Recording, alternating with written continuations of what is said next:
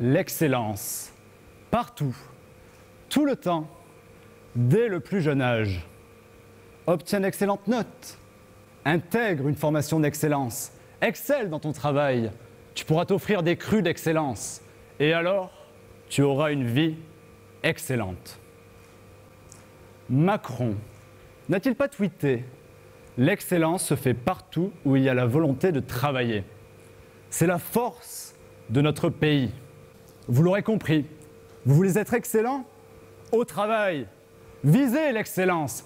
Peu importe que vous fassiez un boulot de merde dont la pénibilité vous fera perdre 20 ans d'espérance de vie. Au moins, vous répondrez aux exigences, voire mieux, vous servirez d'exemple à son Excellence, le Président. On se moquait bien de la propagande soviétique, qui élevait Stakhanov en exemple de l'excellence au travail. Mais au fond, qu'est-ce qui a changé? Qu'est-ce que vous pensez que votre patron se dit quand il vous voit charbonner pour atteindre l'exemple? Si ce n'est excellent. Je vous le dis honnêtement, en ce moment je la subis. La pression sociale de l'excellence m'exaspère. Je l'exècre, et cela encore plus quand on l'érige en exemple. Maintenant, j'aimerais que l'on prenne quelques secondes pour réfléchir à qui est votre héros, votre modèle, et surtout, pourquoi? Pourquoi nos héros, nos modèles nous inspirent-ils? Ils nous servent d'exemple car ils personnifient de nombreuses valeurs humaines que nous tenons pour essentielles. La bonté, la créativité, la persévérance, la bravoure ou même la subversion. À titre personnel, mes exemples sont les lanceurs d'alerte. Et plus spécifiquement, Julian Assange, fondateur de Wikileaks, qui a dénoncé les crimes de guerre commis par l'armée américaine avec courage, et Edward Snowden, qui a eu la vaillance de nous alerter sur la surveillance de masse mise en œuvre par la NSA. Le courage est un exemple à suivre, et c'est loin d'être le seul. Cependant, je suis navré de contredire les illusions avec lesquelles ma contradictrice vous a bercé dans la droite lignée du discours officiel de Bercy, mais l'excellence n'est pas un exemple. Prendre l'excellence comme référence, vouloir atteindre l'excellence pour l'excellence, ce n'est qu'un ego trip. C'est seulement désirer, s'enivrer au doux parfum de notoriété qui enveloppe le prestige de l'excellence et sa reconnaissance sociale qui va avec. Si nous avons des exemples à suivre, c'est justement pour qu'ils nous éclairent face au brouillard existentiel de la vie. Dans nos moments les plus sombres, comme celui que je suis en train de vivre, les plus incertains, mais aussi, comme ce que je vais faire maintenant, lorsque l'on cherche à tracer son destin, les personnes qui nous servent d'exemple révèlent toute leur pertinence à travers cette question. Qu'est-ce qu'elle aurait fait dans ma position? Qu'est-ce qu'Usain Bolt aurait fait dans ma position? Vous voyez bien que ça n'a pas de sens. Cela relève de l'absurde.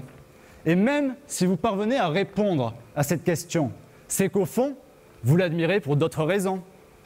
Sa persévérance, sa résilience, sa capacité à se relever. Car l'excellence n'est pas un exemple, mais une consécration. Consécration d'un dévouement. Consécration d'une pratique répétée de ce qui nous plaît. Consécration de l'apprentissage de ses échecs. En parlant d'échecs, j'affectionne particulièrement le jeu d'échecs. Et l'idée d'atteindre l'excellence dans ce domaine ne me déplairait pas. Loin de là.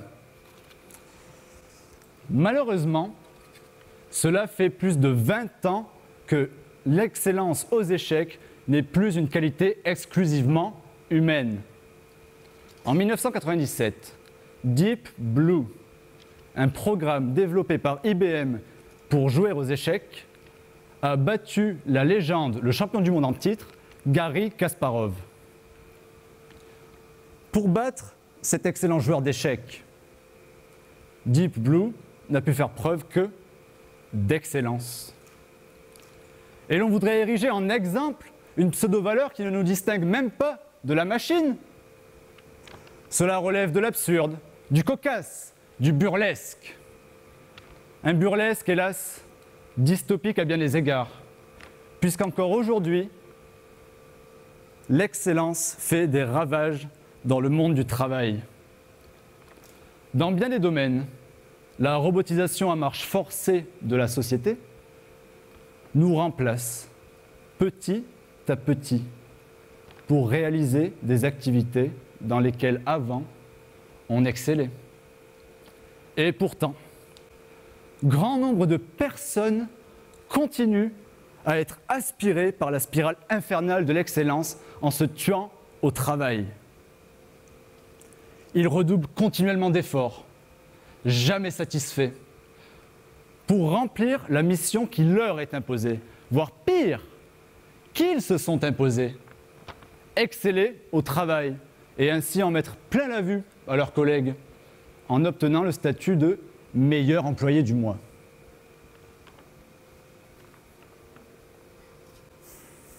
L'obsession prend le pas. Ils s'oublient, foncent tête baissée, sans réaliser que rapidement, il est déjà trop tard. Ils ont raté le virage, le burn-out les attend au tournant. Le burn-out, ce n'est même pas le pire des scénarios. Les Japonais disposent d'un joli terme pour le point de non-retour dans cette quête effrénée de l'excellence. Karoshi, soit littéralement la mort par surmenage au travail. Prendre l'excellence comme exemple est un chemin sans fin, où la passion vire facilement vers l'obsession. Les partisans de l'excellence défendent une vision de l'homme-machine, cherchant désespérément à dépasser ses limites pour tendre vers toujours plus d'excellence. Dorénavant, refusons de prendre pour exemple une pseudo-valeur qui nous place dans un esprit constant de compétition. Refusons de prendre une pseudo-valeur qui nous amène à toujours nous comparer avec les excellents. Refusons une pseudo-valeur comme exemple qui n'engrangera que de la frustration. Par ce simple refus, à l'instar de Deep Blue, nous placerons les partisans de l'excellence comme exemple, échec et maths.